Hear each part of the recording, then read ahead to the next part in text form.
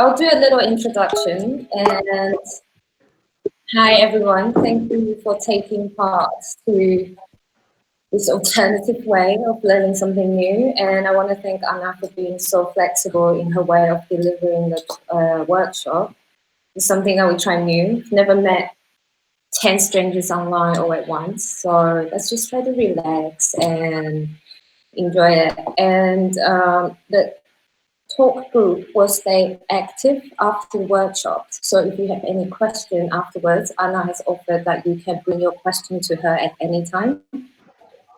So before we start, well, just want to make sure that everyone is happy that the screen is being recorded for the artist profile, and part of it will go on to our gallery documentation video site.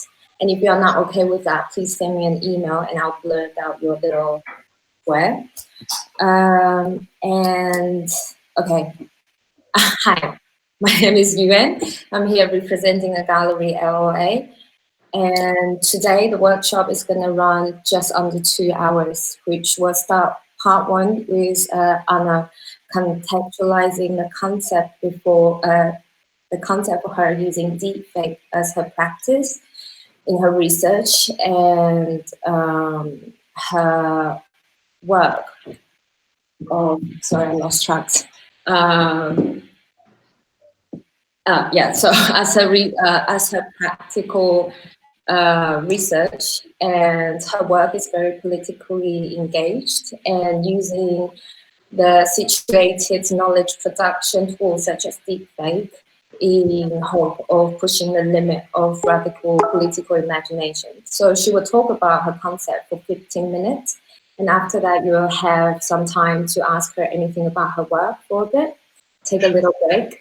And the second part will be the practical part, where we are just all going to be installing the software, trying to, Anna will talk you through how everything come to work together. So by the end of today, hopefully everyone will be familiar with the program and can then go away, make something in your own time.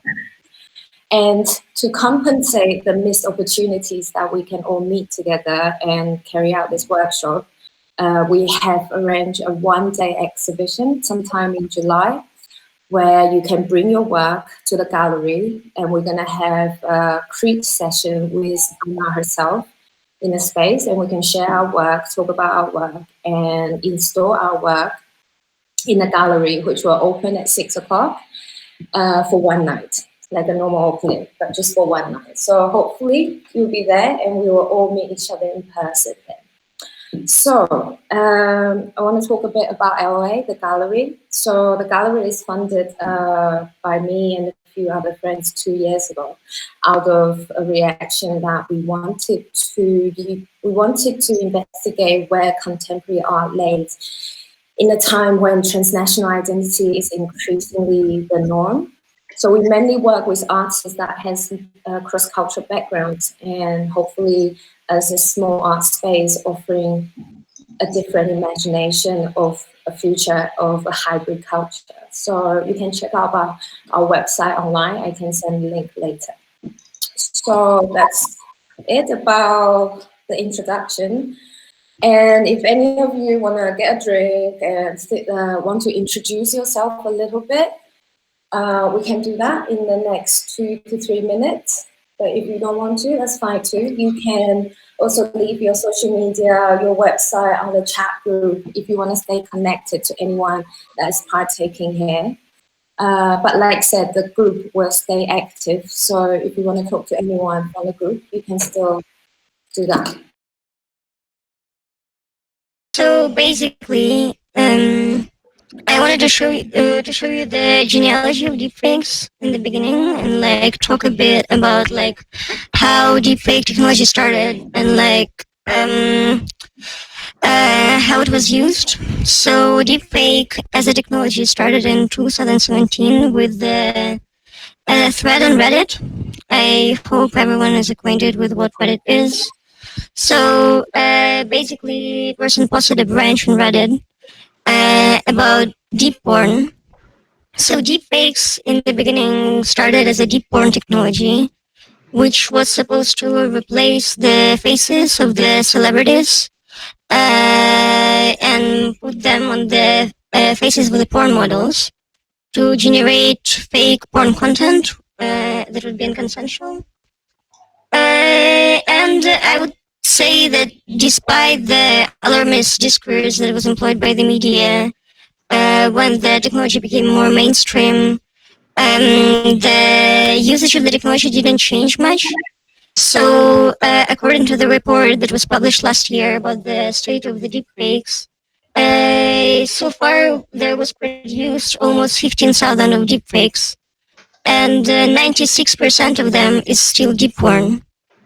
So, deepfake as a technology is still used for the modes of pornography, and this also implies the limitation of this technology to be used for political reasons. So, if you want to do the deepfake in the manner that I've done a deepfake, meaning that you want to create a video with like politician or like do any other political propaganda online, you would face the limitations that were implied by the pornographic usage. So basically, to begin with, video for the deepfakes is much easier to manufacture than the sound. There are a lot of tutorials online on how to replace faces, but the technology of manufacturing sound is very, I would say, underdeveloped in the sense of usability.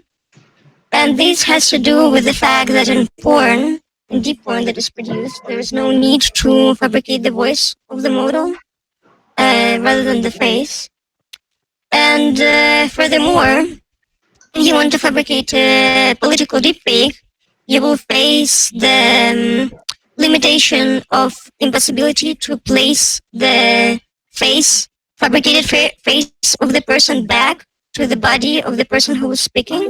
So in deep porn, right, how it functions, you have the face A meaning celebrity, and you have face B meaning the face of the porn model. So you would replace face B with the face A and finish it there. Whereas if you produce a political deepfake, you need to do another operation, which would be to put a manufactured face and put it back on the body of the A. So this step, because it was not required by the trolls online and all of this like tag dudes that are producing deep porn, this technology was not implemented.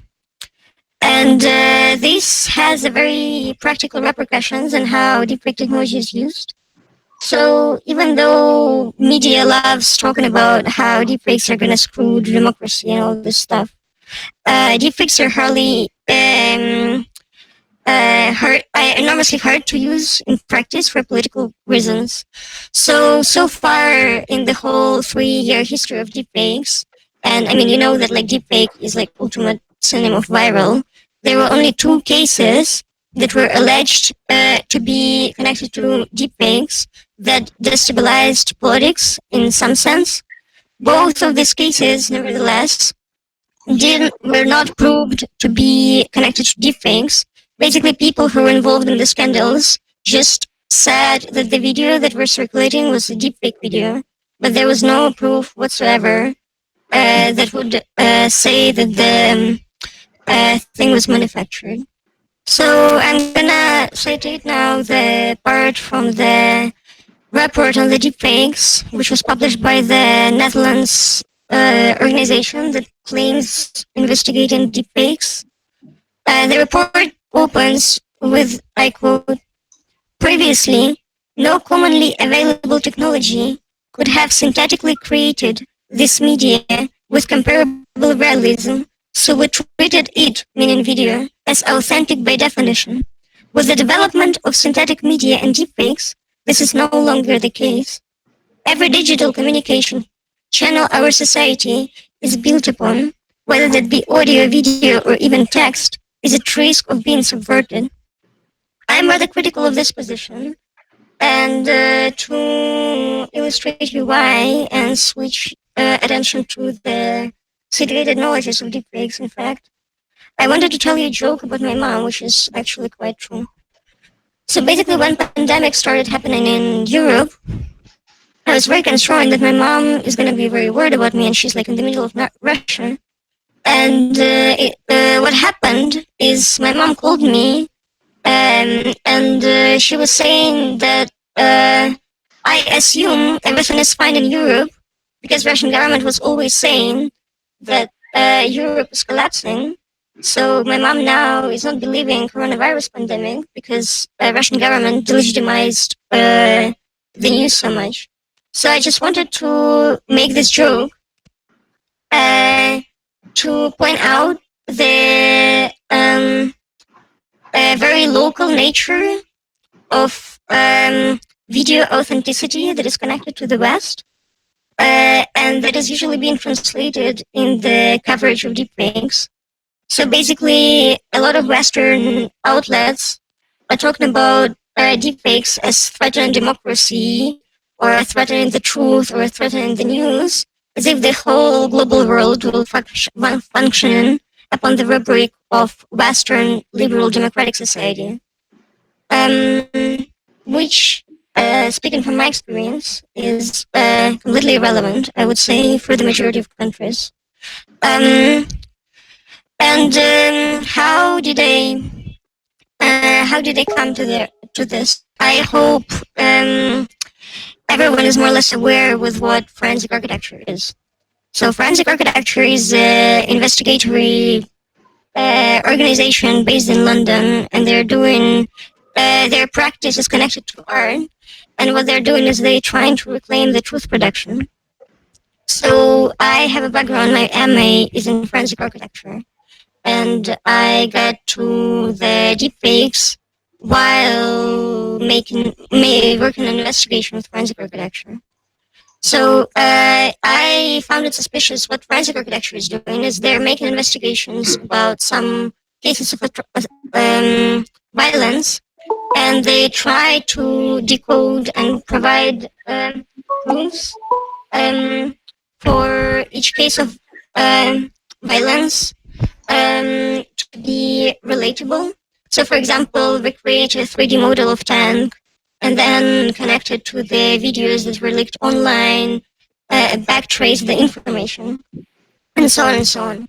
So the investigation that I was involved in was about Russian invasion in Ukraine, and I found it rather suspicious, the tactics that forensic architecture was using, because Russia operates on the level that doesn't have to do with the evidence. And I wanted to show you how exactly, for instance, so you remember the quote, right? Like, we believe in the authenticity of the medium, like some medium is authentic by default. So, for example, satellite imagery is supposed to be authentic, but when Russia shut down the MH17, they photoshopped a satellite image and spread it online. So in that particular context, I'm rather suspicious of trying to play the game with the government of trying to prove everything when the government doesn't feel the need to ground their claims. In fact, basically what I wanted to say about the grounding of deepfakes is I find it counterproductive to speak about deepfakes as a universal phenomena. I think what we can see with deepfakes is the turn in the media discourse that started with the unity of .com when people felt techno-positive and that internet is going to unite the world. But now what we experience with deepfakes is unity of the threat. So instead of the unity of the .com, the unity of connection, being with each other, togetherness, we experience the unity against the enemy that is going to threaten the democracy with the fake news, create malicious content online, and so on. Whereas, if you read the literature about that was criticizing this discourse about globality of the internet, you can see that internet is the assemblage of the companies that are placed in certain countries with certain juridical limitations. So the policy of Facebook and the policy of Russian analog of Facebook, VK, are going to be entirely different policies. Therefore, talking about deepfakes is also important in the context of the country the deepfake is circulated on. It is impossible to approach deepfakes as a phenomenon in general. Rather, we should locate deepfakes in the general context of misinformation they exist in. And this context, I wanted to talk about in the sense of Russia, because this is the only context I'm, I would say, really experienced in. So, Russian government operates through the total control over the offline media, which is TV, and through attempts to control the cyberspace.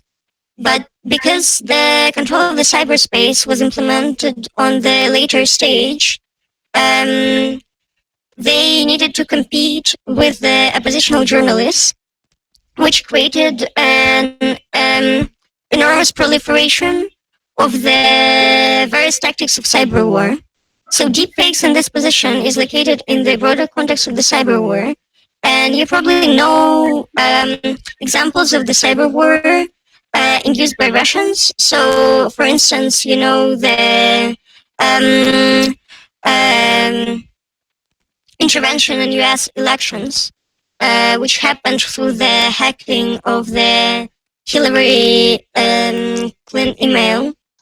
What is important? Why did I want to bring up the infiltration of the elections situation? Because deepfakes are not a phenomena that exists without the infrastructure. So, with the example of the hacking of the email, we can see that it was not that important.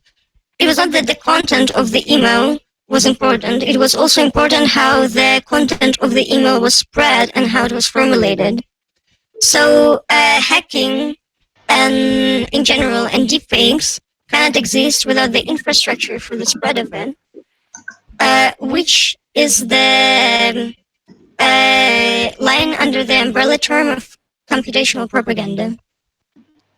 So why did I want to bring this up in the sense of deepfakes?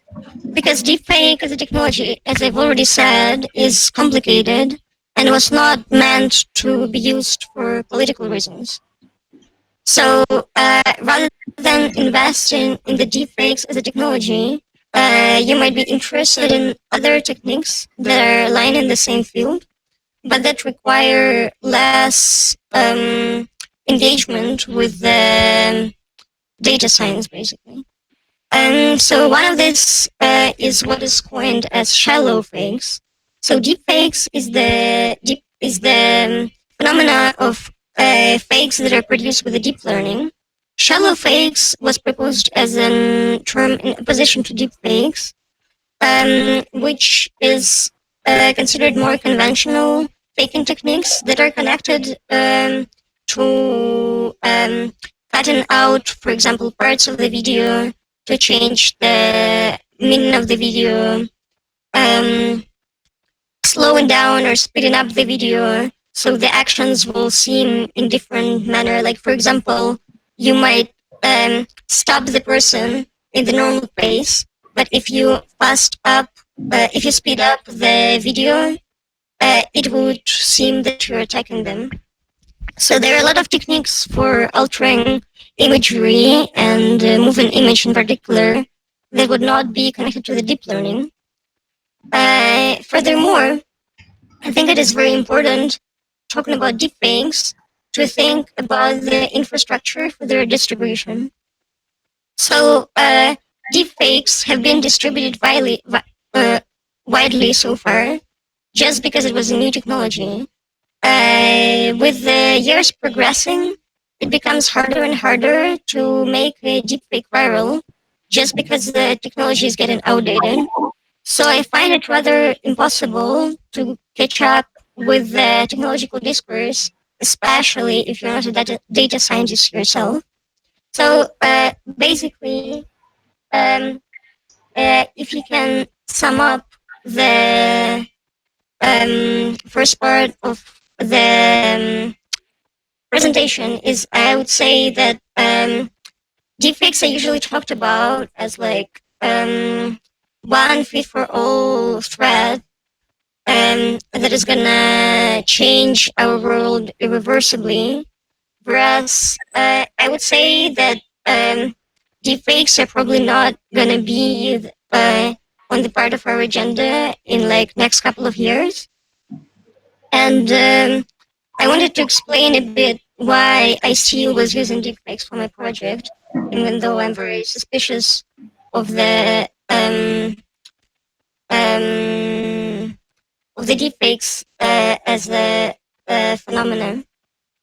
So for me in my project, deepfakes were a solution for the non-democratic society where I don't have a choice of sorry, where I don't have a choice of electing my own government, and I don't have a choice of any governmental representation. So I was trying to, and I was feeling with my practice that Russian political imagination is stuck with the only futurity that we have is the futurity of like when Putin is gonna die and like what's gonna happen next. So this contingency of Putin's death is becoming the like reference point in politics, where you don't have any other political life apart from this.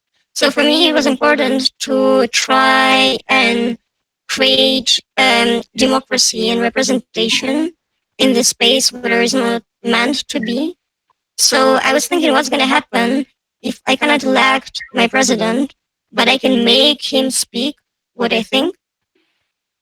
And I was finding it important not only for myself, even though when I was manufacturing a deepfake, I found it enormously liberating for myself to hear Putin saying things that he would never say in real life, like colonialism, right?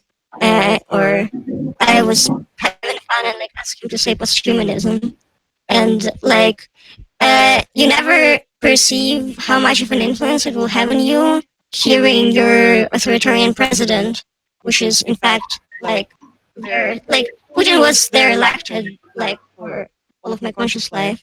So seeing this person saying things that you usually engage with in academia or like in the art sphere changes your perception about who is electable candidate. And I think it's important for the antagonistic democracy because authoritarian governments like Russia, or if you think about US, which is democratic but quite conservative, you can think about how governments maintain their power by creating an idea about electable candidates.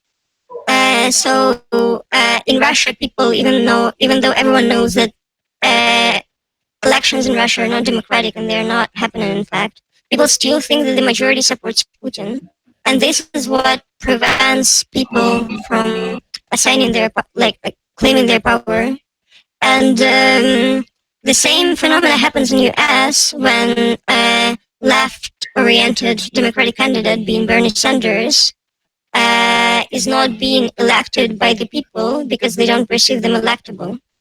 So I find deepfakes in that sense liberating, because then they create fictions that would legitimize in the past the future that was not possible. And this is solving the cognitive problem that limits political imagination, right? So I think deepfakes are an important political tool, not to use necessarily for misinformation. but to use for ourselves, to broaden up the possibilities of the world that is yet to come. And yeah, and I wanted to talk a bit about my other part of the deepfake agenda, but I think we've already spent enough time on technical issues, so I think it's fine. And sorry to interrupt. I'm just going to post a link here from your website, the Crimet project, where you have laid out 6 stages, points that you highlight about making a deep fake. 9 points. And I thought it would be interesting material for people to refer back on based on what you just talked about. Yeah. Back to you. And I would propose, because we're switching to a practical part now, in the sense of deepfakes. So as with any technology, if you're an artist, you might encounter this problem, you don't know how to use, I don't know, your After Effects is crashing, right? Or your Photoshop is crashing all the time. And you don't try to battle your PC, or you don't try to, I don't know. Basically, you work with the technical limitations that you have, right? So I would advise the same with the deepfakes. And this was a mistake I made in my project. I mean, I don't think it was a mistake because I was doing it as a part of the master's project. So I had enough time and enough support from the academia to do this kind of prep. But if you want to do deepfake for yourself, I would advise not to try aim for the technical ideal, because it is very hard to achieve objectively. But rather for the creative usage of the deepfake, what can you do with, if you don't understand how to train a voice neural network, right? What you can do just with the face, maybe you can position a politician somewhere in the place they would never go, I don't know, Putin coming in the gay bar, or Putin having a meeting with Pussy Riot, or creating an army of Putins that are going to the demo. There are a lot of ways to turn the technology around in the unpredictable manners, and I think this is basically what is fascinating about deepfakes. And I mean, self-criticism of my project, but I think it was rather boring to create a Russia Today reportage and not try to experiment with it. Yeah, and to summarize, don't feel you're done with the deepfake technology, because I was figuring out these things for 4 months, and it was enormously challenging. And it's not a coincidence, right, that not all the people are using deepfakes and making deepfakes. And the only artist who can be considered kind of successful example of using deepfakes in the sense of them being viral is the person who created a project Spectre, in which he hired a startup to do visuals for him and hired actors to mimic the voice of the celebrities. So on this level, this is not, and this is the things that can make the project viral, right? Ultimate, unapologetic technical superiority. But as soon as you accept that you don't have unapologetic technical superiority just because how things are, then you can start moving on from there. Because this is, I just wanted to legitimize you all, because this is the problem I had in my own project. So I wanted to switch to the practice part now. No, actually, if anyone has questions, because if there's any discussion, I would be happy. Question, anyone? Feedback. Introduce yourself. Anything? It's really weird to meet all of you and everyone is mute. Oh, really? Yeah. Hi, Lawrence. Hi. How are you doing? Nice to meet you finally. On the other group, it's full. It's 10 of us. Everyone is mute. Lena, John, Phoebe. Okay, I'm Joseph Sheridan. Nice to meet you. Hello. Do you have a question for Anna based on what she just? Developing. I'll wait until maybe later. Oh. Yeah. You give that happen. Yeah, sure. I actually have a question. My name's Josh. I'm sorry, there's a thing happening right now. There was a person in another chat who started asking questions after you. Sorry, yeah, the situation here is that we have two groups, and you might be disengaged. This is so funny! Oh my god, my brain is literally melting right now. It's hilarious. I'll say the name. Group 2. Sorry, what's your name? Mine. Yeah. Mine. Oh yeah, my name's Josh. So my question is basically, I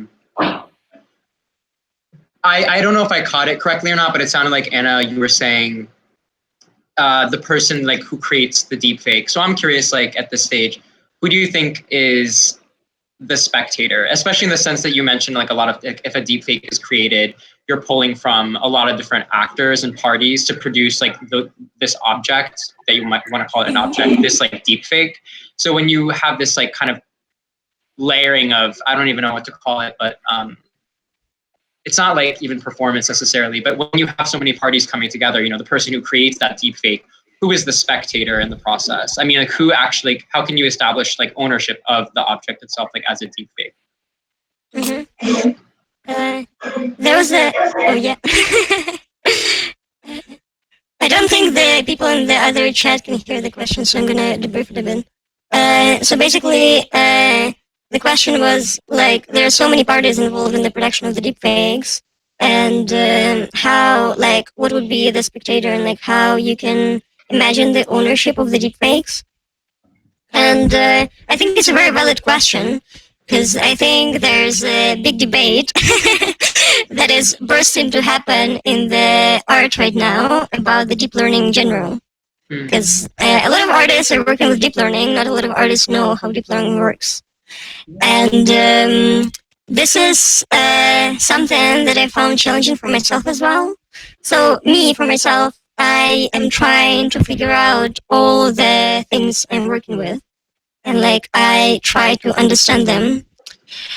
With the deepfakes I've done, it was not possible entirely. So the audio that we're gonna do today is gonna be based on the neural network that was trained by Julian Mercier. So Julian used we agreed with Julian that he's gonna help me with the neural network training for the voice. I'm gonna quote him on the website, and he used the voice for the his own final project, which he made about Putin. But with the deepfake also, so like in the sense of ownership of the idea, right? Like, for instance, it's very challenging to do voice as well. So Putin denies pronouncing things there that has nothing to do with his like own normal speech, as you can imagine. So it was very challenging to create a political speech for Putin that neural network would be able to say. I was even laughing to my friends in the sense that like neural network is the best training mechanism for like being a politician, because you need to use as many euphemisms as possible for neural network to be like okay. And yeah, so like it took me ages, even with the trained neural network, to assemble everything together, like all of the post-production part. But it's very hard to say about the ownership part, because I think it depends on the particular collaboration, nature of particular collaboration, because even though the majority of collaborations like this function, like person is doing technical stuff and like artist is doing idea and like selling the work basically. In a lot of cases, it's not necessarily true. And I know some of my friends are working with technologies themselves, and they might ask for technology advice, or like they can engage with the IT people who would be critical of their own practice. Yeah, and also another thing about the several parties involved in the process. This is something, another thing that is challenging for like creating political work, because with the deepfakes, you potentially want to stay anonymous, right? But you need to trust a lot of external sources. And deepfakes, actually, like there are a lot of communities now online that are circulating instructions and like provide support for the deepfake production. This is the nice part. So like deepfakes are created in community, and it was a community-led project. Bad part about it is that it was community-led project that is oriented towards far right. And these are the dudes that are like chilling on 4chan and using all sorts of like not nice political views. So you might, I can share the communities after, but you need to think twice before writing there, just because of the how things are. Yeah. There was a question on the other chat, John. Caleb? Yeah, sorry. From group 1. Oh, are we typing it? Yeah. Was I like crazy for I that? don't know. I honestly have so many questions. I feel bad.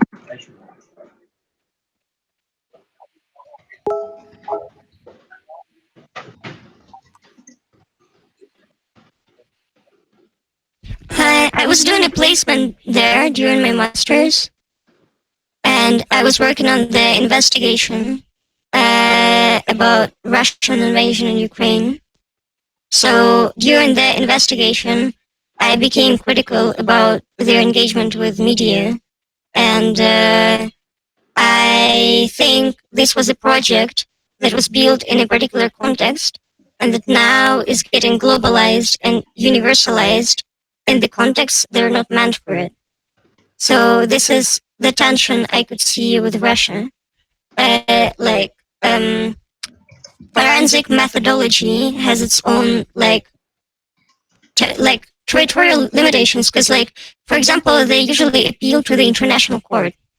What happens in the country that that officially does not respect international law? Russia has brands its image on not obeying international law for God knows how many years. So will another case of human rights accusation of Russia change something? Is it worth spending money and time on? And this is the question that came to my mind basically. And so my project is how I'm trying to address the situation where you cannot appeal to the court, and you therefore don't have to present evidence, but you can appeal to the people.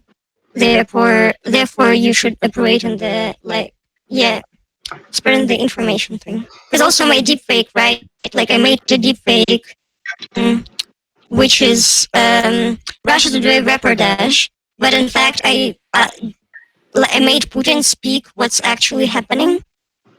So I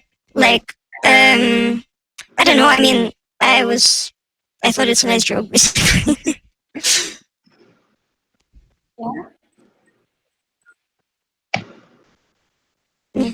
Yeah, you're welcome. Thank you.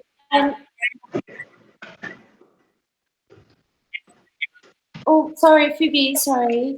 Can you give me a second? Yeah, because the other group, someone raised a question. Sorry about that. Sorry, group 2, someone appeared to be called random. Anna, can you see him? He's asking, are the existing sound designer editor actively marketing service for deepfake application? That's the question. Sorry, can you repeat it again? Are the existing sound designer editors actively marketing service for deepfake application? Yes, they are.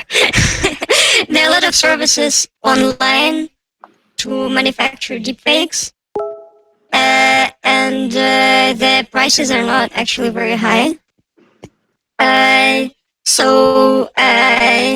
you can usually it operates as threads.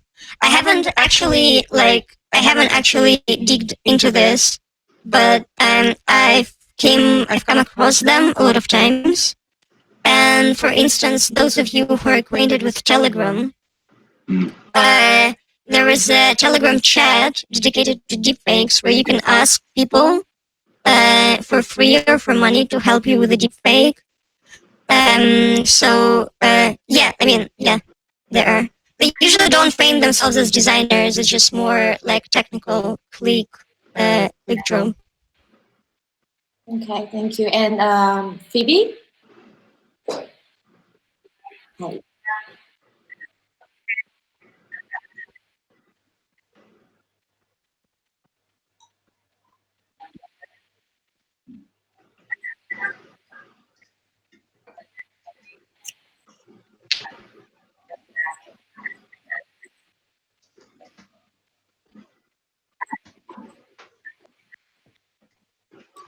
Yeah. Mm-hmm. Yeah. I was thinking, like, I was trying to solve for myself the problem there. Could you repeat the question? Oh yeah, sorry, I forgot.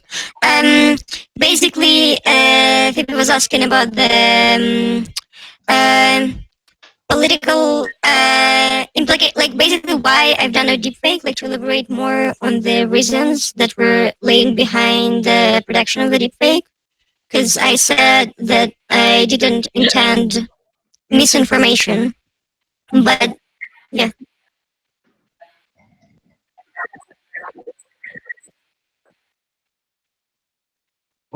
Yeah. Yeah. And also coming from the DIY and open source background. I mean, actually, my background is not necessarily DIY. So it was funny. Like I'm coming from critical theory. Like till last year, I was only writing text. Let's look at like a Russian. So I was just trying to engage the critical theory I was reading with the practice, and try to see what's going to happen if all of these things I'm writing or reading about, I want to try out in like kind of real life. So DIY here is the necessary requirement with the person with no institutional background in this field. Because if you haven't studied in the university, it's not only you don't understand how coding functions, but also you don't have connections with the people who do coding simply. So it was very hard for me to find Julian, for example, like, because if you have all of your friends are artists, and you meet up with them and you're like telling them your idea, and they're like, your idea is sick, but I don't know how to do it. And then you have like 6 meetings like this. So then you end up going on GitHub and like reading about TensorFlow and like understanding how like all of the like deep learning economy functions. I mean, not all, but like in a very particular niche sector. And in the sense of like reasons for me to do a deepfake, I was thinking about like I mean, obviously, to some extent, it's like killing a daddy like situation, because like you have like I was very influenced by forensic architecture as a method, and like counter-forensics, and questioning the objectivity of like scientific knowledge and like knowledge as an evidence was an important part of my investigation, because I found myself in the crisis engaging with so much Russian propaganda. Like, is it actually necessary to prove that Russian propaganda is fake if the whole country knows it's fake, right? You remember the story I told you about my mom? Like, what's the point of me saying that, like, yeah, like TV is saying nonsense? My mom already knows that TV is saying nonsense. And the next thing I wanted to say also is, in the deepfake itself, there were technical limitations. So sound for the deepfake can be made in English, but it's almost impossible to make it happen in Russian or in any other non-English language. And I was trying to solve the problem of making another Russian propaganda piece that would be in English, like meaning for the Western audience. And therefore, in the deepfake, I tried to build a narrative that would be not contradictory with the Western narrative in the beginning, but then try and challenge it a bit. And like in the part of the deepfake, I'm saying that like blah blah blah, yeah, it's all Russian colonialism, it's very bad, it's all very sad, but thank you the West for supporting this enormous colonial project and sponsoring the military invasion. Because for me it was important to challenge the Russia as a scapegoat narrative, as if Western colonialism didn't have anything to do with it. So this is kind of, yeah, these are the things I try to address there, if it makes sense. Thank you. 1 second. So we have group 2 from Random from earlier that he has a follow-up question, but our time is running a bit long, and if no one new has a question, can Anna just quickly discuss his last question and we can move on to the practical part? Anna? Sorry? Yeah, we should go to practical. No, we have one last question from Random, and I think after this, if we have any more questions, let's leave it after the practical part and we can discuss later. Yeah. Okay. So his question is, would like Anna to discuss legal implications surrounding a particular deepfake. For example, you met Putin's face on someone praising Pussy Riot and altered the audio. How is the deepfake classified under freedom of speech and liberal, etc.? That's a very nice question. And I was thinking about this a lot, obviously. Very meta-ironic, when I was making a deepfake in February last year, there was a law implemented in Russia about enormous fine for fake news. So I was like, this is very on time, thank you. And so I was like reflecting a lot. And basically, so first thing, very practical that I would say, it very much depends on your passport, right? If you make a deepfake that you want to circulate in Russia, have a UK passport, you don't have to worry about these things because you're not going to be punished. If you're doing, like, it's all ends up with the citizenship. So I would advise you to check what nationality you have in the passport and then check what law you have about fake news. Then in the more funny meta sense, because investigating Crimean Bridge, and like Crimean Bridge, just FYI, it's like enormous Russia propaganda project that is like have to be the label of like annexing Crimea and like new Russian like national vibes. I don't know. So Russia was using, it's very interesting. Russia was using for the propaganda. They made a cat of Crimean Bridge. They made an Instagram of the cat of Crimean Bridge, which is extremely popular, where cat speaks for itself. And cat is obviously patriotic, and it's like loving Putin. And cat was like opening the bridge, and like it always like congratulates Putin. And like cat is very nationalistic, right? So I was thinking in the sense of deepfake. Okay, it's very obvious that it's fake news if I'm making fake Putin. But how is it going to function if I'm going to make a fake cat? Like if I'm going to make a fake Instagram account of the cat of the Crimean Bridge, and I'm going to make it speak against the government. Like, is it classified as fake news? And then to make it even more surreal, Russian Crimean Bridge itself has its own YouTube and its own Twitter. And in its own YouTube and its own Twitter, Crimean Bridge speaks from its own name. So I was thinking about this non-human, post-human propaganda objects that are given subjectivity to speak and support the government, and like how are they going to be classified about the fake news under the fake news agenda.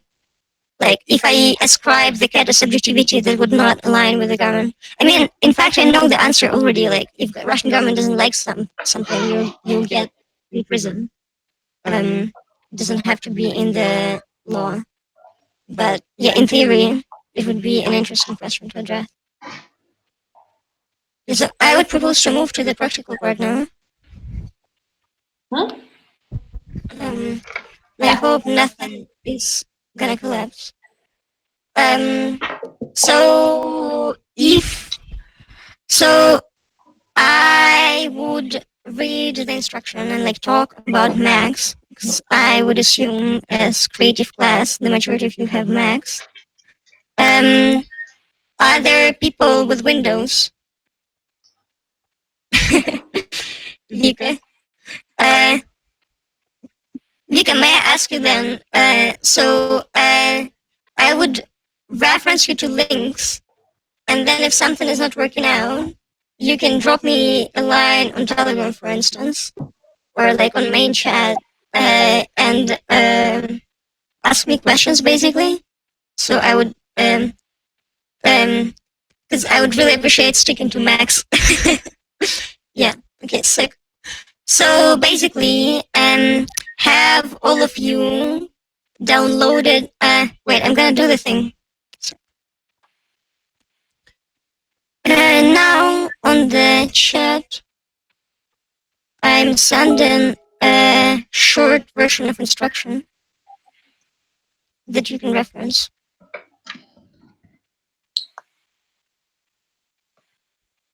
I will post all the link here again. Oh, you did it. Right. Oh, sorry. No, that's good.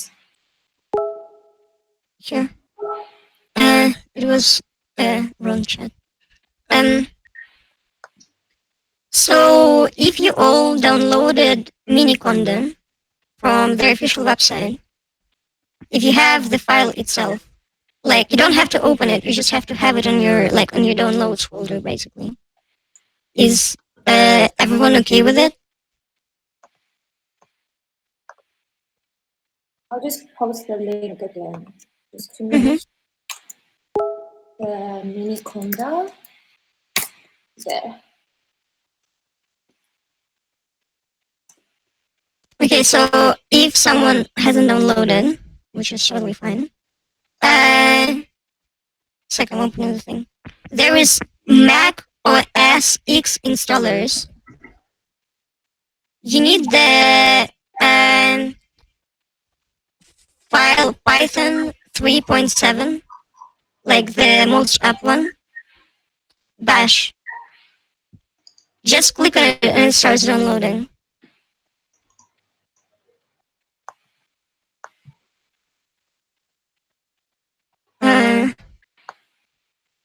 I am gonna slowly proceed. Please, it's very important with the technical workshops. It's very important if you lose the track of things happening, let know immediately for it not to pile up. Yeah, you can just comment on the chat, and I will keep. I'll keep track on if anyone asks questions. And Anna, you can just go. Yeah. Please, it's very important not to be shy about it, because it's better to ask questions in the step you're lost, rather than like 10 minutes later you're completely out of the thing and you're like, oh my god, what am I doing here?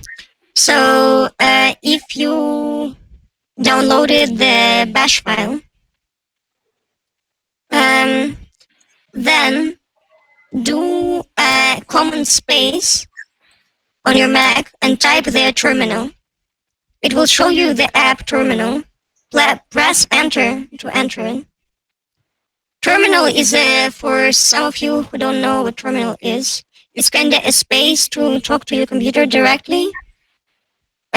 So you can do everything with the terminal. But usually terminal is mediated by the operational system. So now we're gonna speak to the computer directly. So next, copy the text from the point 3, sha, sum, blah, blah, blah. And then copy the name of the file you're downloaded and insert it instead of the file name.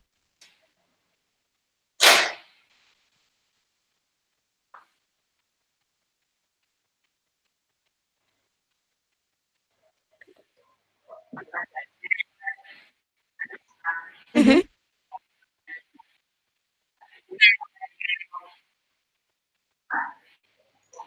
Yeah, it's the bash we downloaded. Yeah, so file name is the name of the bash downloaded. So for instance, it's gonna be like miniconda 3 Mac OS X64. It's just better to copy it from your computer, because like no, it doesn't need anything. We will need to verify the hash later, but it's also explained in the instruction. So now it's important, after you enter the file name, like if you've entered everything, it's like one line in the terminal. Press enter. Correct. Cool. Then type bash, then space, and then drop the file you downloaded. Don't copy the name, just drop it in the terminal. In the end, it's gonna tell you bash, and then the root to the file you downloaded. So it will be something like C, your username, downloads, name of the file, something like this.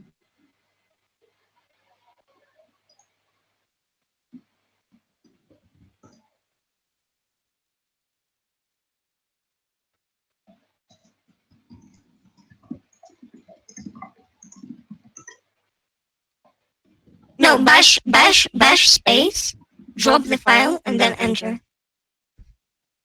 Basically, when you enter, you finish the command. When you space, you can add to the command.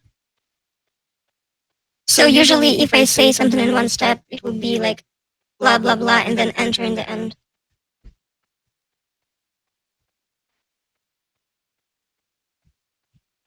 Everyone cool?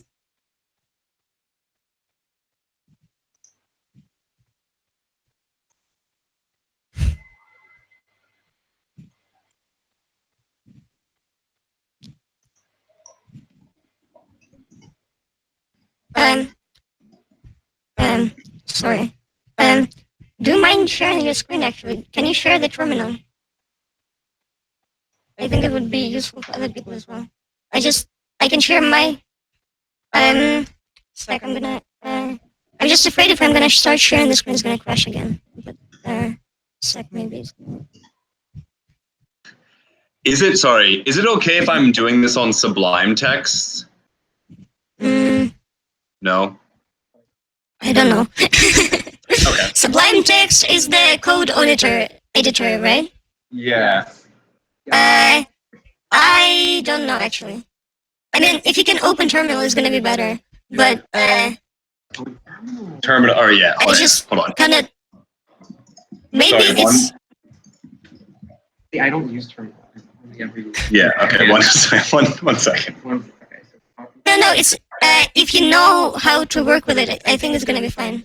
I just, literally, my technical knowledge is very not advanced. Okay. So, yeah. I'll try, let's try to do it your way. Just bear with me for 1 more minute, please. Sorry. Yeah, okay. Yeah, it's fine. I'm gonna check your terminal now. Instead of the file. Yeah, but like you need to open up the thing that was downloaded. Like in terminal. I'm assuming. Then you can press enter. Phoebe? Yes! Nice! Amazing! Then press enter and probably it's take some enters to skip the license agreement. Mm-hmm. Yes. Wait, maybe not that one. That one. Yeah, for Windows it's different. Yeah. Okay, so now. Yeah, so now, but All right, hold on. In the file name, wait, so in the file name, wait, hold this over. Instead of the file name, copy paste the name of your file. Caleb, you had a question. Type bash in the terminal. Yes. Yes. No. Yeah. Oh, the drop. Yeah, I think it's the same.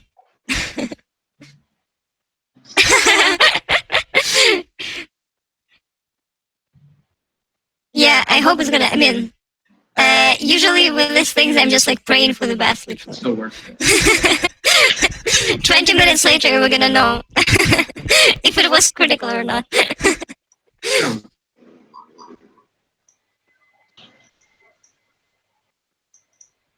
My brain is not ready.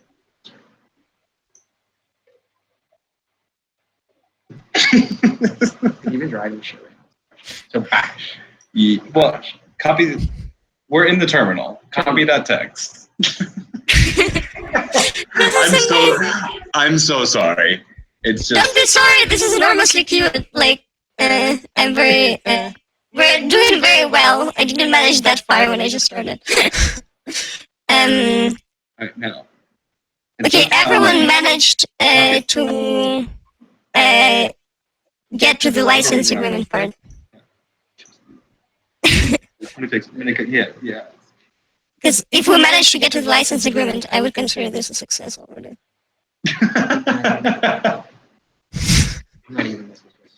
No, honestly, like after this, just read any Guardian like news piece about deepfakes. Like, and then press space, then drop the file, download. You didn't drop the goddamn file. I'm gonna mute this for like just 2 seconds. okay, it's fine. Okay, if you skipped the license agreement and hopefully you accepted the terms, did you accept the terms? Yes. Basically, to speak with a terminal, like when they ask you yes, you can literally say yes. This is what you expect. No? So after like press and enter for some time, it just asks you to agree with the license agreement. Okay, this is gonna be. Yes, Oh. and say enter. Yeah. Yeah. So this is gonna sound very silly, but after I type bash in space, what file exactly am I dropping into the terminal? It's okay. It's the Miniconda Mac OS X 64-bit bash file. Okay. Yeah, but I think that's the wrong one. Remember, because the extension is weird. Is it the one that ends in .sh? Yes. Yeah. Okay. Yeah, So all right. right. All right. So Press enter to get the license agreement. no, that's a directory. All right, hold on. So like bash space. After bash, did you verify hash? Did you do the third step before the first one? Yeah, we copied the name and the file. Like we replaced the file name, and Yes. and Press then we're in enter. Yes, press Yes, enter, same. and then it changes. Yeah, it changes the name, right? And then Yeah. then I put bash space, and now I'm dropping the file. Yes. Hold on. It's the same as the name you put there, right? It should be, yes. Yes, sick. And then you press enter, and then. Welcome. Okay, got it. All right. In order to continue, press enter. I press enter. Yes. Acknowledge Congrats. me. Oh my Congrats. god, that was so easy. I'm so sorry that took so long. All right. No, it's okay. So yeah, we accept the license agreement. Blah blah blah. Yeah. So initiating. Do you want to initialize Miniconda by running conda init? Type yes and press enter. Everyone okay with it? Why is it doing that? Sick. It's not letting me. It's not letting. Sorry.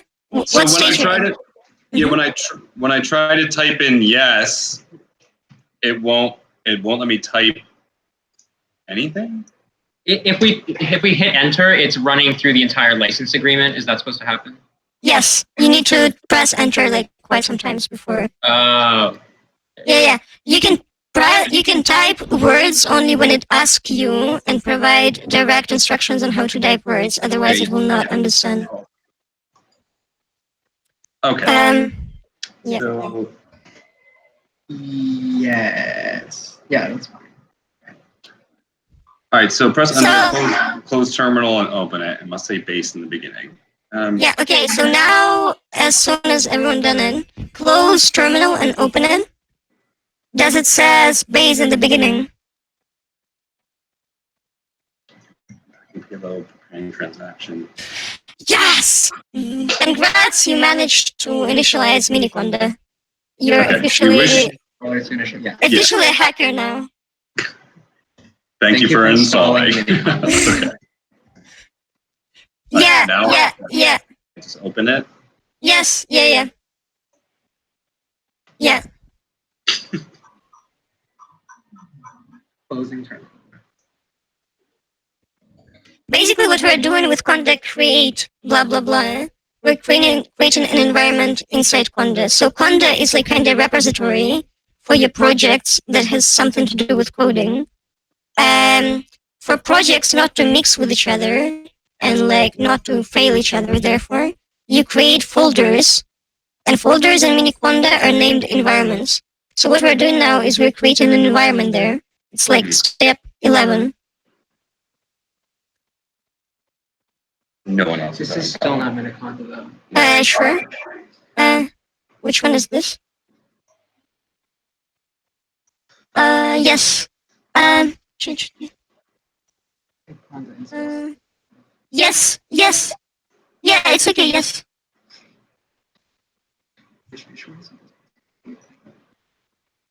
Yeah, it's okay. As soon as it says base anyway. Wait, minimize. Yes. Close terminal and open it. Must Yes. say base. Open terminal. Base. Yep. Okay, great.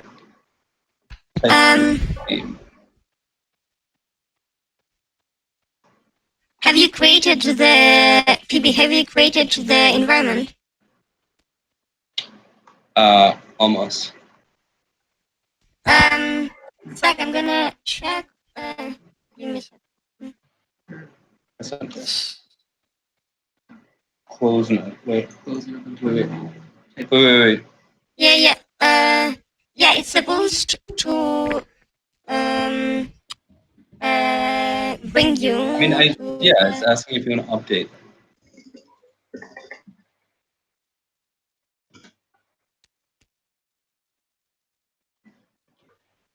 Update yes. Yeah, sure. Yes. All right, now Close close terminal. and open. Base. Conda activate DCTTS. That's it. Enter. Yeah, okay, great. Conda install. I mean, you could just Oh yeah.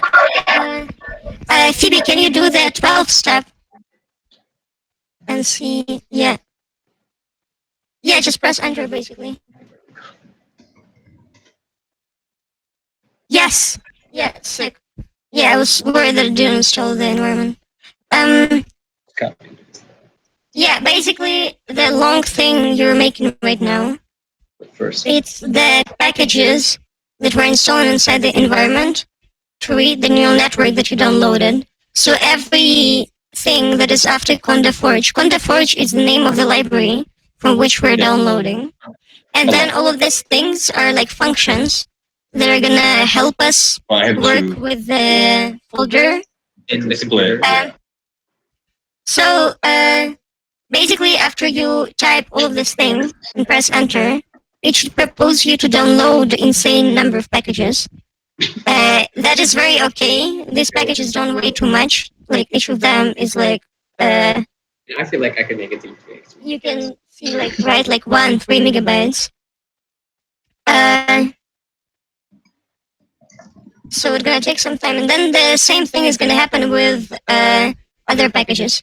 So these are the packages that are gonna help us work with the neural network. And this is the process. I mean, you can see how complicated things are. And we're not even training neural network. We're using the neural network that is already trained. So we're not engaging with like preparing a data set, like none of these things, right? Yeah. And I must say, like, don't be freaked out, but like visual part is much more simple. Like, because of the reasons I stated before, right? Like, because they're doing so much porn, they're sharing tutorials with each other. So, there is no, like, the thing I've written now, there is no thing like this online.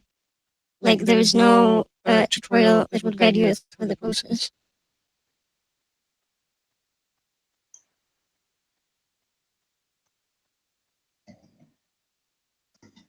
Mm.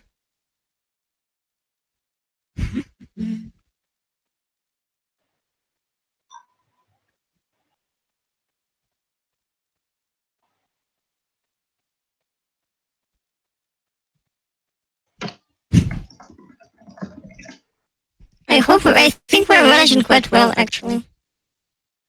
Like, I see some weird faces.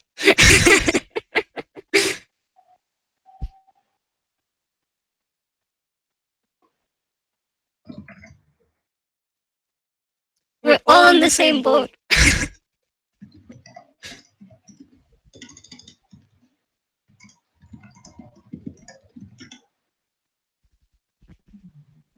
How's downloading happening? Like, anyone finished with downloading? We're about to be at CD, then space, and drop the folder. Oh, sick. Okay, basically what you're gonna do now is you're gonna open the file I've shared with all of you with the environment that you installed. So, sorry. 1 second. I just got it. Something. The package wasn't found. The second package, HTML5 lib, the lib G4trans. It's the second conda install. yeah. It says the following packages are not available from the current channels. Sec, I'm gonna share that.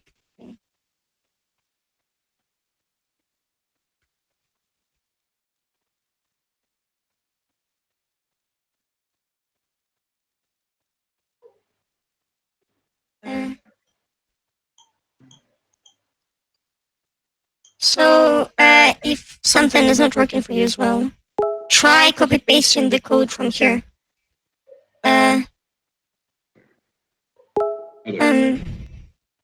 Basically, under the installers, there is just a code that you need to copy paste in the terminal and then press enter.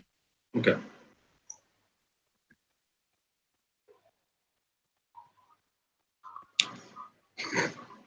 Send it back. I know, I know. Yes. Working? Proceed. Yeah, it worked. Thank you. Oh, yes, thank you. Sick! Okay, so then, when you're gonna type I cd told you. space, drop the folder that I shared, drop the whole DCTTS Mac Pro.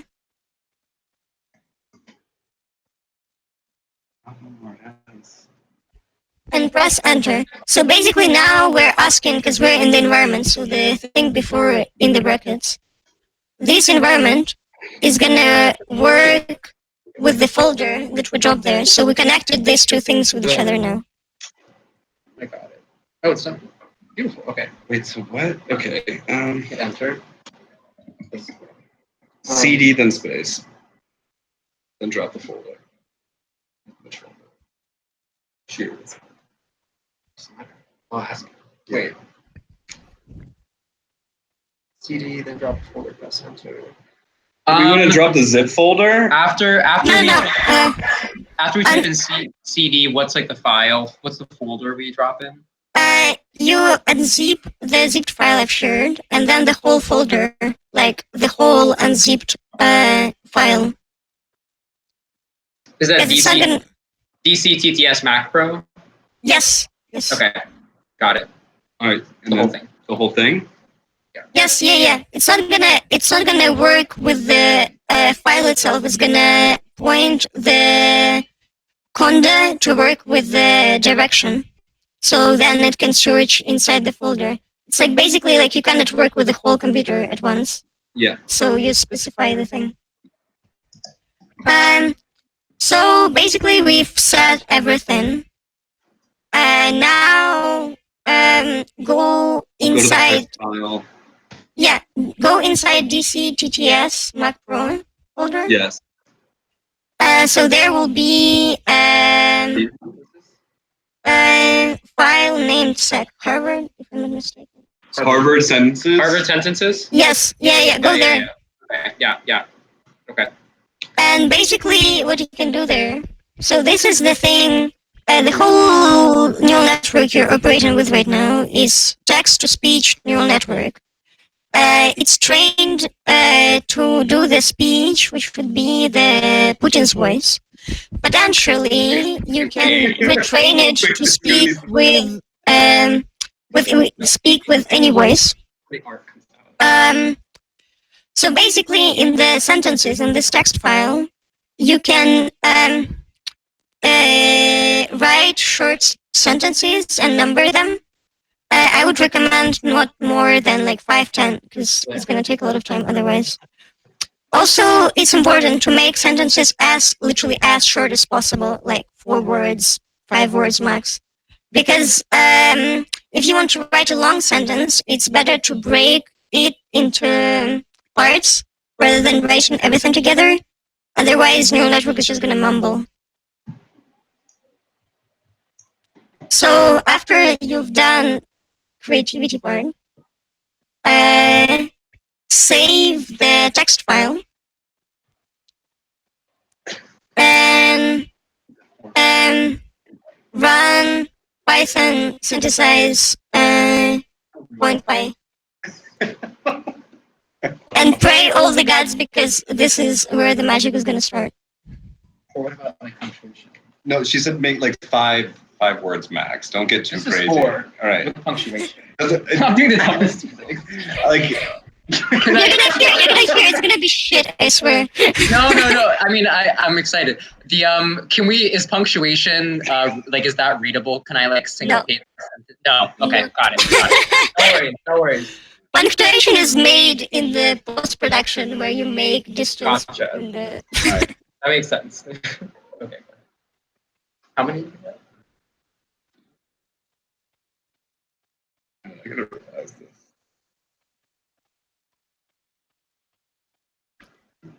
Okay, if anyone typed Python synthesize py. I'm gonna someone change that because you're gonna get kicked out. Oh. Yeah.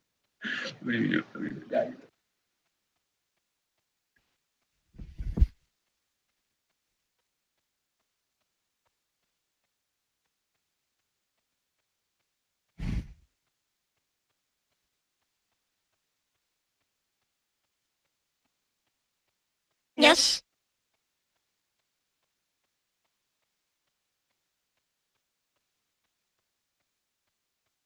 Mm-hmm. Mm-hmm.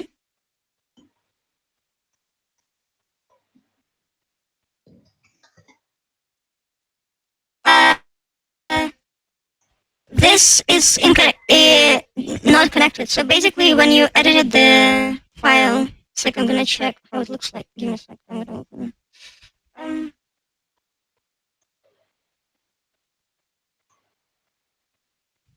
So basically, you press File Save, then exit the file, then go back to Terminal,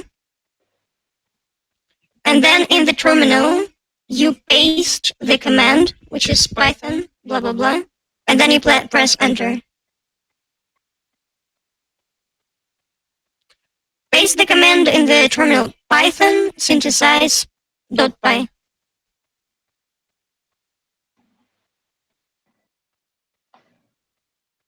Oh my god. It has like some great saved tweets.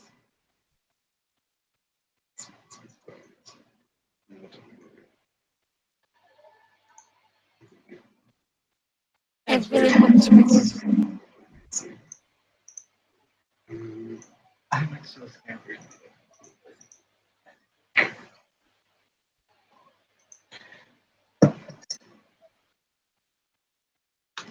it doesn't make any progress. Yes! This is something. This is so bad. Fine, whatever. Let's commit. All right, so we've saved them. Save. Oh my god, bar means it's working. Oh my god, congratulations. You're gonna have audio now. Lights off. Go to the text box. This is sick! This worked! Oh my Yeah, god. okay. Close. Okay, when it's gonna be finished, the freshly baked Putin is gonna be in the samples folder. And then there's gonna be different folders, like they represent the number of the iterations the neural network done in the learning. So your files are gonna be in the folder number 757. I'm just gonna type it in the main chat.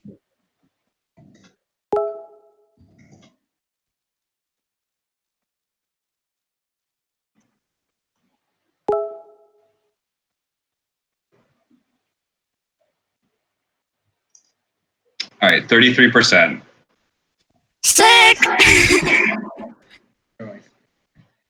I'm so glad we're not sharing screens. I just It's a very funny experience actually, like, because all deep learning is taking ages. Like, you feel like you're, I don't know, cooking something or like nourishing a baby or like it's very precious process all the time.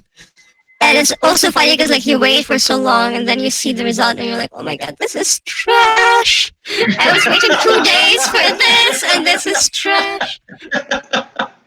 That's true of all computers, though. I mean, you're laughing, but like I had creates like in a May and I needed to present a project. I didn't have a powerful laptop and I was rendering my laptop for 4 days. Ugh. And then I finished training just like 10 minutes before I needed to present and I didn't have any time to edit. So I was like, okay, I'm gonna put this on the screen and I just show it. And Sounds it was like like every architectural critique I ever had in my life. actually very true. Can you imagine architectural deepfake critique? Yes. Yes, I can. Yes. Oh, look at this. Yeah. All right, so now done. All right, Yeah. so let's go to the folder. So yeah, go to samples. Harvard. It's in the folder MCDT, but this one, yeah. And there's and there is a file named yes. Where do we find the sample folder? Yeah, just open it. What folder is it? 757K. It's in samples. 757. Oh, I see. Okay. So Phoebe, you can type the text in the file, just number it and don't make it long. Okay.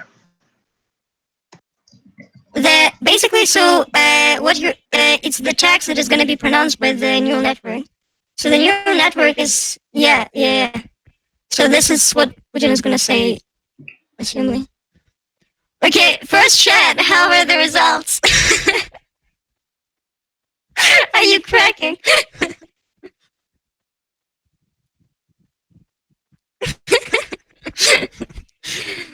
Someone already got put in. How other people are doing? Like,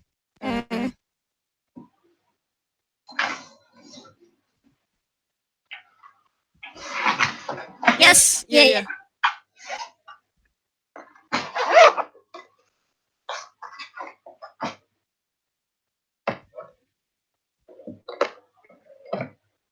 That was surprisingly awful. I told you. I am still impressed. I'm still impressed. Sorry, Phoebe. I was telling to another chat. They got a result from Putin, and they were like very creative, and I was like, "Don't be creative. It's gonna be trash." And they're like, "No." And then they got the result, and obviously it's trash. Really good so. Total trash. Yeah. Anyway, sorry. Just type go back to the terminal, and type the command I've shared. The Python blah blah blah. Oh, this is another chat. Yeah, She's yeah. another group. She's another group. Of course, not hasn't been given to us. Good. Okay, so basically, as you can hear from the results, they are not as you expected. So Putin is very good at saying generic, nonsensical, short things, but he's not very good with like creative propaganda. So when I was making the deepfake, it took me like a week and a half basically of 1 minute text to make the text in the terms that would be pronounced correctly. So basically, you have an idea of the text. You put there 10 sentences. You get the idea of like which sentences he's pronouncing better, and then you try to guess more and more with everything. Because like otherwise, you can spend ages like randomly guessing. So it will take like I don't know, probably like 2 days to do like small thing, but it's not gonna. I mean, if you've seen the deepfake that is result, you can see that you can achieve the understandable results. Like not awesome, but like understandable. And the workaround to this actually was proposed to me by my partner is like to combine the deepfake voice with the other audio to mask the inconsistencies of the speech. So what I've done in the video, what you've seen, is I put helicopter noise there from the video, and I put helicopter noise stays through the whole audio track. Other workarounds about this is like there are a lot of like beat samples online, right? So you can put some music there, you can auto-tune it later for Putin to sing something stupid. You can make other noises that would mask the voice. So there are several steps of making the voice better.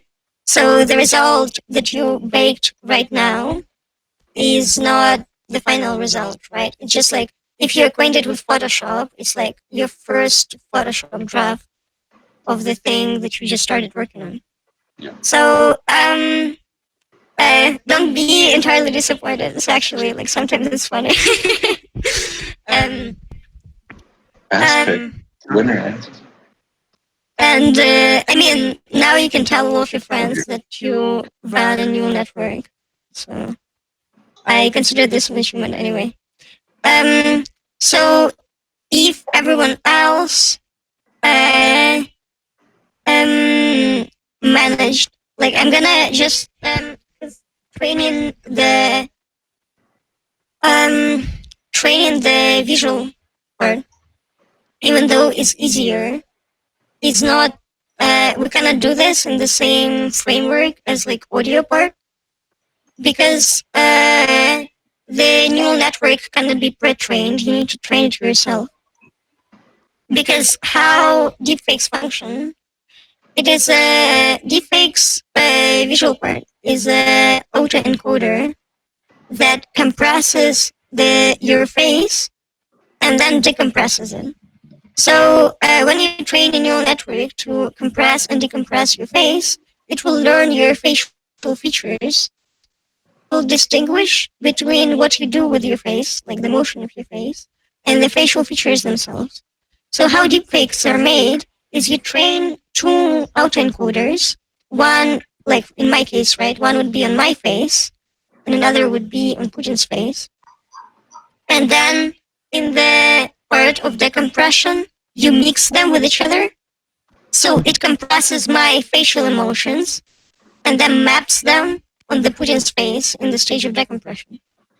So because we need a model that would say something, we need to train the deepfake on the face of that model, so the model cannot be pre-trained in advance. So I'm gonna share links to the tutorials, and because this process is very well covered. So what is important? So the tutorials are very extensive, right? Like they're very easy to handle. Like there is no insanity like the voice one. I would talk a bit about the main concepts that are there, and then we'll go to Google Collab, and I'll just show you how to operate the Google Collab interface. So basically, if you feel like your brain is melting, like it's literally like we need like 10 more minutes, and then we're done. I felt like it was melting. Now I'm great. Yeah. Basically, for deepfake, because I said, right, we have a model who is speaking the text we need, and then the person whom we're faking. There are two videos from which we're gonna extract photos to train the neural networks on the photos. Neural network cannot be trained on the video itself, so the video is needed to be cut in pictures, and then these pictures are fed to the neural network. All of this software is already online, and then the link I shared with you, the Google Collab link, it was in the email. I'm gonna share it with you now again. Go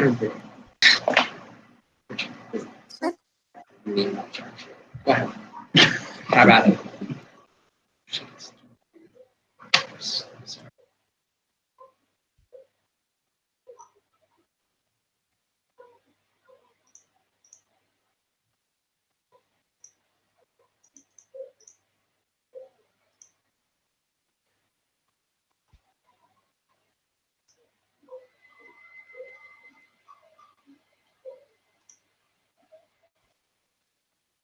So this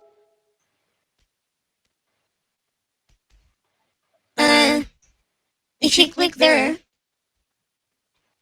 then it's the first link that is shared there, DFL Collab notebook. Just scroll down and there are gonna be links in the bottom.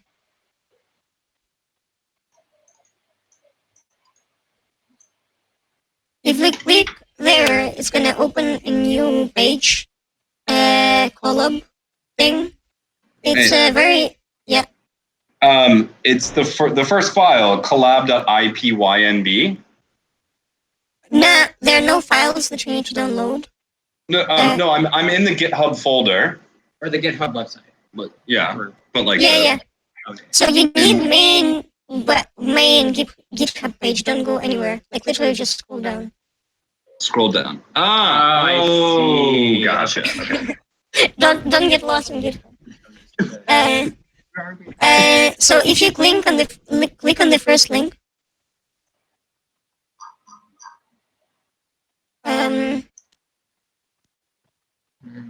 so it tells you blah blah blah. Welcome to the thing. Basically, so what Google Collab is, it's online free computing power provided by Google. So basically, funny fact, Google now is extracting big data not only about your normal user activities, but also it's extracting big data about like meta user activities, which is like analyzing user activities. So Google made a thing where you can train your neural network. In exchange, it's gonna sell you data as usual. The problem is because Google don't appreciate deepfakes, obviously, and it doesn't appreciate mining bitcoins as well, which, as you can imagine, might happen. It sometimes kills the process of training. So to avoid this, I would recommend signing up an email that you don't like, or like if you have an email that is not connected to Google account, just create yourself a free Google account that you don't use and is not like smashed with all the docs, and connect to the. Yours. Add another. Yeah. Basically, it's better to use the Google Collab from this account because all of the data that you're gonna be working with is gonna be stored on one cloud. So like videos that you train the neural network on, the model of the neural network, the final result, everything is going to be there. Two important concepts, right? We remember. I know. Okay, I'm gonna structure it. I'm gonna just walk through the Google Collab as we can see. So to run a code in Google Collab, just put your cursor, like for example, prevent random disconnects, right? The first thing. So to run this cell, you need to place your cursor between brackets, and then it will show you the play button. So when you press the play button, it's gonna start running the code. So this is the main principle for everything you do on Collab. Like if you're not coding yourself, it's very easy. Like you just press play and then it implements the code that is already there. Another advantage of this file is like everything is placed in order of how you need to make it. So it's not like it's very intuitive. Especially if you refer to the tutorials that I've shared, it's actually pretty easy. So if you go like after all these steps, I won't dive into them. I think you're overloaded with the information now, and it's gonna be better if you refer to the tutorial. The main thing that I want to show for you not to freak out. So I told right that like videos cannot be trained to themselves. You need to split them into files. So if you go to the extract, sorting, and face sets tools. Oh God. Hi. I just got back to the DFL Collab window, and with the new email account. So so what's my next step? Nothing. Just go through it. I'm just showing. Yeah, I'm explaining how to use it. We're not gonna do anything now because like. So basically, every session on Google Collab is 12 hours. Probably it's gonna take you more or less like 20 hours to train a neural network. Okay. Therefore, it's important. All this information I'm saying is stated in the tutorial. I just want to specify it. Therefore, it's important to click autosave in the thing. Yeah, basically, like, if you missed, I was saying that the main user feature that you will need is the button play between the brackets. So the button play appears when you place your cursor in between the brackets. And then if you press it, then it starts running the code. So that's it. It's it's literally like a program. So, if you go to the part about extract, sorting, and face set tools, if you press 5 cells hidden, it will show you the hidden cells. So the hidden cells are functions, and you can see extract frames, which means like extract pictures for the data set from the video. So the main concept that you need to remember working with the deepfake is that the thing I always mix. I even wrote it out myself. So basically, it's important not to mix data SRT and data.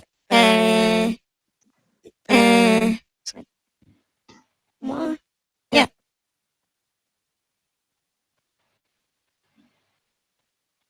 I wonder if it's better. Yeah, sorry. Like a ton of frames, since it can't do for extra. I've shared a link to it on the. It's right after the tutorials. It's the one to the GitHub. When you open, can you see it? Because I mean, there's got to be a script where you don't even have to. The last one, GitHub, blah blah blah. Yeah.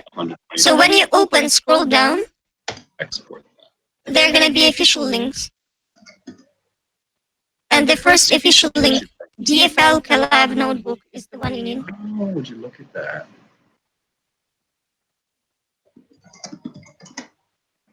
Yeah. Can you see it? Yeah, I can see it. No. Can't. Let's go. Just more. No, that's the More Hangouts, so that's the moderator. Yeah, right. I don't know this error. We can chat about it later after the workshop. Because I would basically I would Google it with you.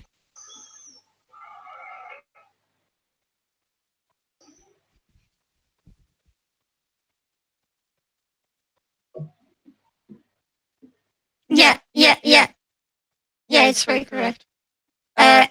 Just close the Harvard text. I mean, basically TensorFlow is going to be a separate mistake. I don't think it has something to do with...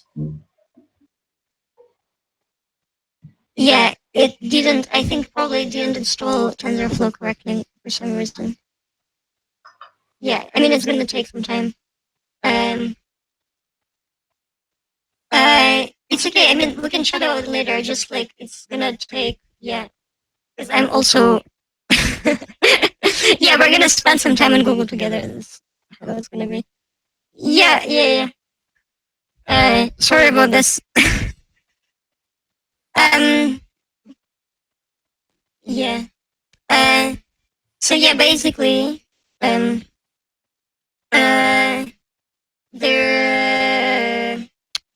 are two videos that I always mix, and I cannot find it now. But there are data SRC and data DST. And these names represent, one is for the model that you're faking, like the model who's speaking, and then the person whom you're faking, like Putin, for example. In the sense of tutorials that you're going to read, again, because I said in the beginning of the specificity of the field, because everything is porn, right? So in the tutorials, instead of like me and Putin, there's going to be celebrity and the porn model. And I think intuitively it's understandable who is who. So basically, if you're faking Putin, the Putin is going to be the celebrity and I'm going to be the porn model. In a very basic sense.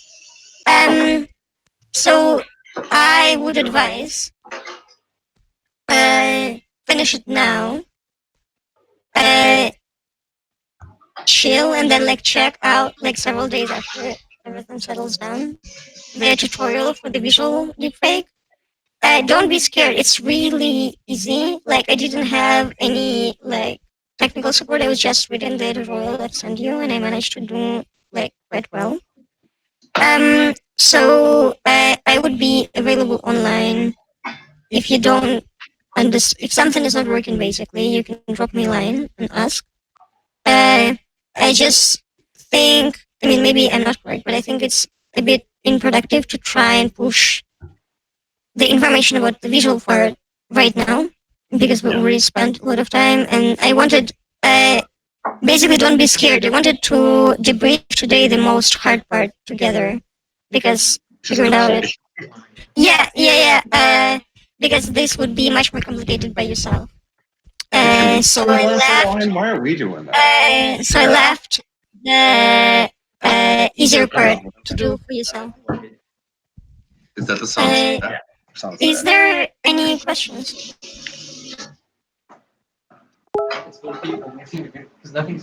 I know. This is precious. I can replace that.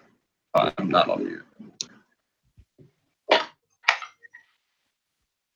Someone asked, is data the model and the data DRT the celebrity? It's like I'm gonna check in the.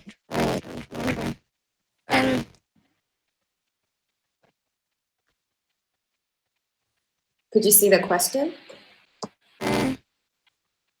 Is data SRC the model and the data DRT the celebrity?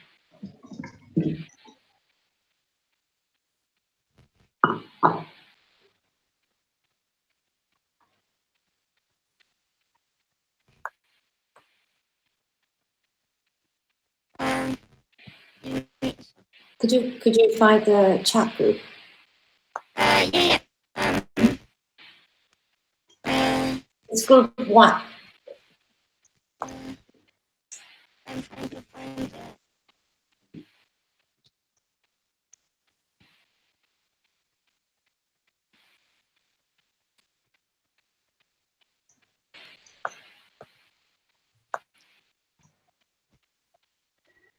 Okay, so basically,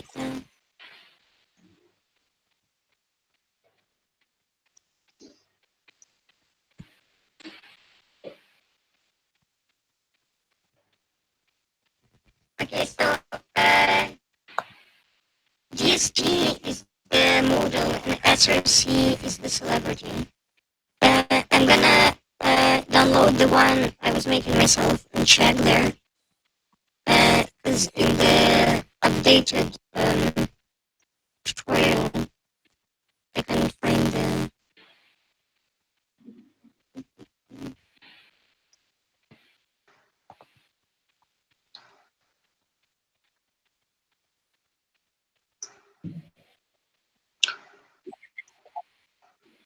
Oh, I had a quick question.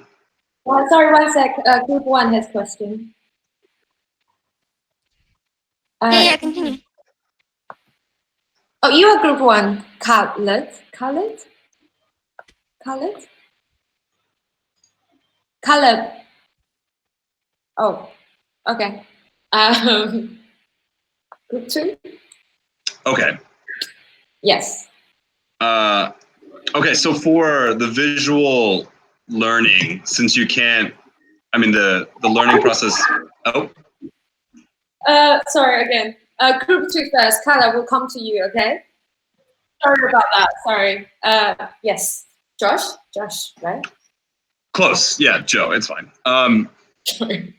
If really no worries.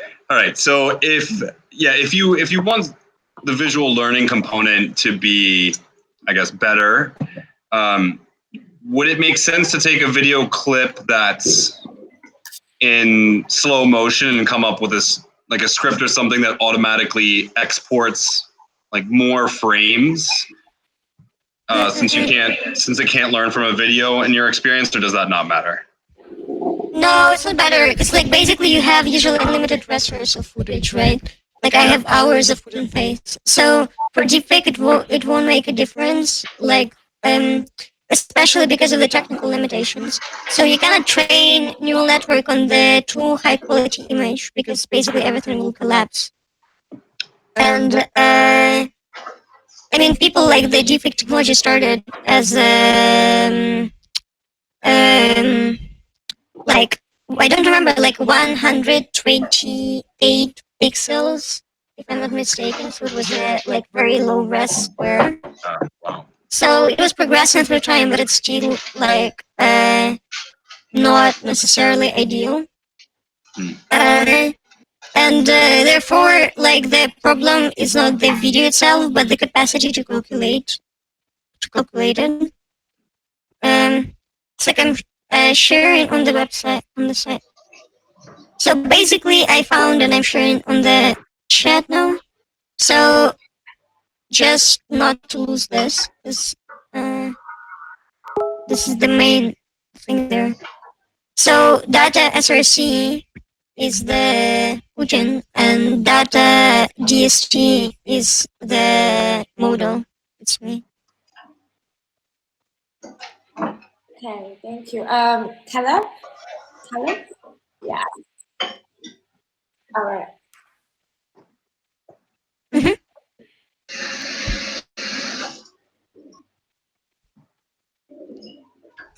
You put the videos to the Google Collab I showed you.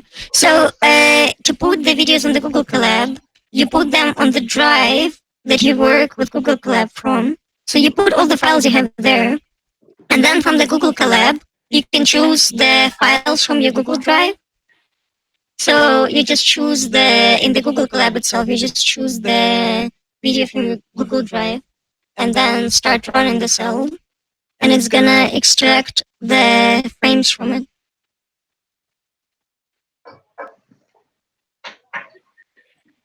You're welcome.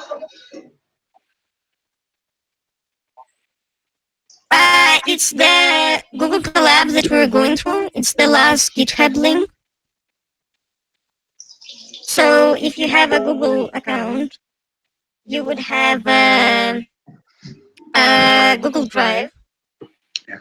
So I would advise using free space because it might get a bit heavy. But if your Google Drive is already like kind of empty, you can use your like normal one. So just log into the Collab, upload the files that you need to your own Google account, just like like you upload files normally. And then from the Collab, you would be able to see your files, like from the cell.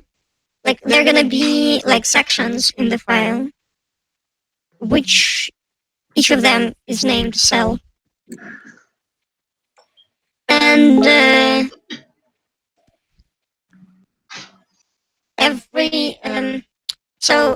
the particular one I was talking about. So if you open the link, which is the first, just gonna.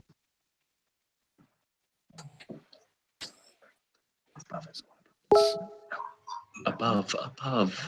Yes.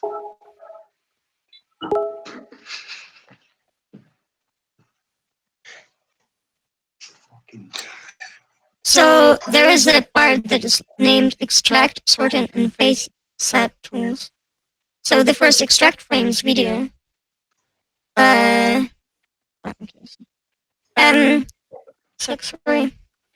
So to import the video, you need to go to the manage workspace and import from drive. And then there's going to be mode, and you can choose what exactly you're importing.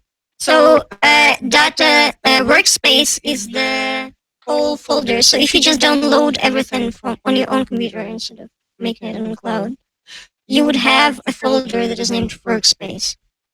So you can import it there.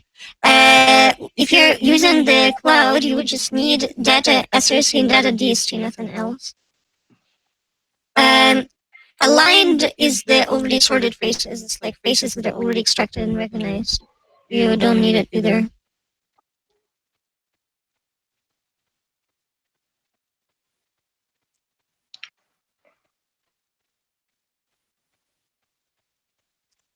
Anything else? You're welcome.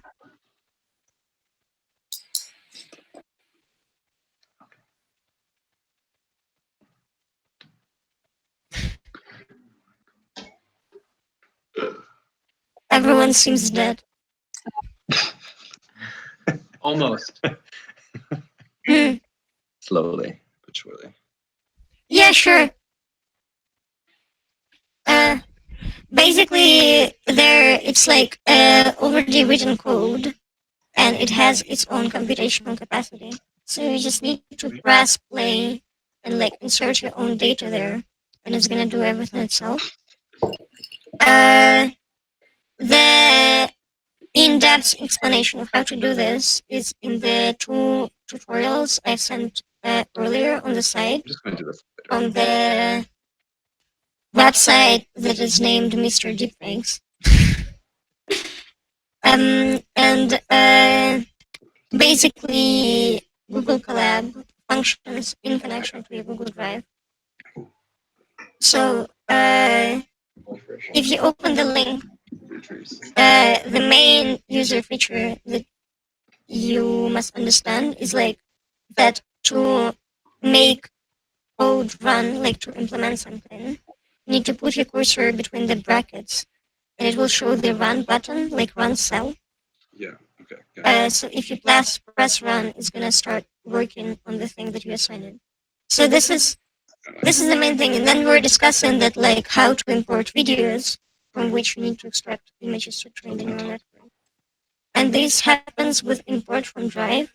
So you upload videos to your Google Drive, and then in the mode, choose the exact video you're importing, and then choose the name of the file.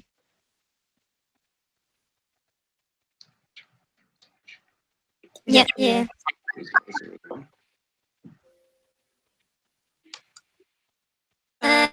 You can, you will go through the tutorial. It's, it explains how to import, how to import files. And I've sent 2 tutorials because one is about the Collab and another is about normal face lab. It's the thing that we're working with. And the second one that is about normal face lab is more in depth. Like if you want to understand like how to make more high quality deepfakes, this is the thing to check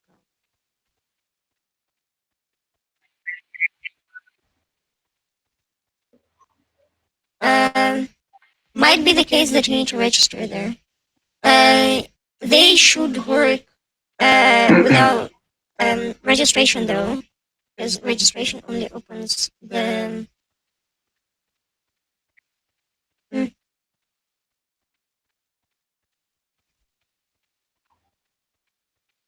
Yeah, weird. I'm opening it right now. Which country in shall you use VPN?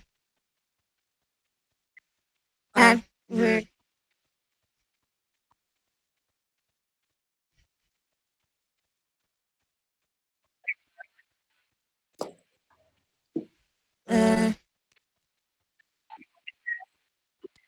Yeah. I can set. Is it working for anyone else? When someone click on it. Yeah, does anyone else have a question or a particular wall they are hitting? I can see that someone's typing a question. But like I said, we're gonna keep the chat groups active and alive. So if you have any technical or conceptual questions, you can always put it out there and Anna will be available, right? And also I'll share there because I made some nice visuals that I didn't manage to show you. I'm gonna send the presentation here if you want to check it out. Should I just like, Yeah, you're right. like I have a book I can send. That's really. Please don't be upset. It's actually like I think it's an important thing to do. It's like the quality will probably not be as well you anticipated, but it's still gonna be very fun. And it's exactly the thing it started with. Watch us. Right? Like you just accept the technical limitations and you just try to work around them.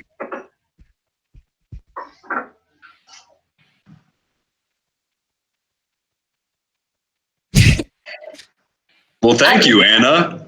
Yeah. Thank you. Thank you. Yeah.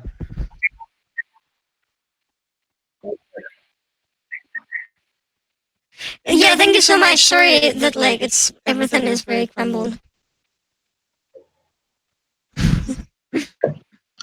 Yeah, but you can post your question here, and yeah, I just want to say I'm very impressed with everyone, how you can engage to this for, what is it, almost 3 hours now. And Anna taking on this very challenging task of running a workshop purely online with 20 strangers. So yeah, like Anna, do you have anything else that you would like to conclude the event with? Just say thank you for all the participants. It was very nice. I am very glad nobody actually freaked out. Like it was very, very nice vibes. I very enjoyed it. Thank you so much. Yeah. So yeah, play with the experiment with what we got today. And if you like to join us in July, we're gonna announce the date later, like in April. I'll check that with Anna. So if you like to come down to our gallery in Boston, in London, hopefully by the time everything will be a bit calmer. Yeah, bring your work, bring a monitor, and Anna will be there, and we can talk about your work, and you can ask her more questions then, and we can have a mini opening then. So yeah, and also thank you for all of you who has donated to the event. The total 100% of the donation has gone to the SOAS support group to the detainees, and thank you so much for that. It's a cause that Anna chose, and yeah, so